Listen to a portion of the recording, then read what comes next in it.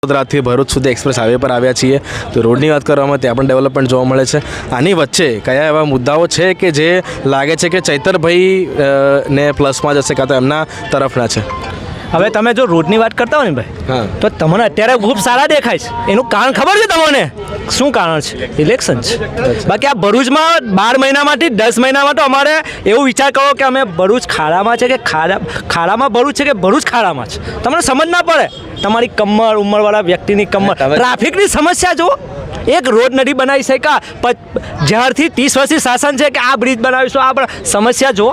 અહમદ પટેલ જેમણે આ cable bridge બનાવ્યો, આ ટ્રાફિકની સમસ્યા જોઈને આ લોકો એક ટ્રાફિકની સમસ્યા હલ નથી કરી શક્યા. આ લોકો ફક્ત છે ને મસ્ત થવામાં જ છે કે પોતાની પેઢીઓ સુખી થાય અને જનતા જાય. એમના છોકરાઓ ક્રિકેટ બેસીને જોવે અને તમારા છોકરાઓ રેલીઓમાં જાય. આના સિવાય કોઈ એ છે નથી. અને એમ બહુ સારી વાત કરી કે આ 2024માં કોઈ પાર્ટીને વોટ નથી આપવાનો.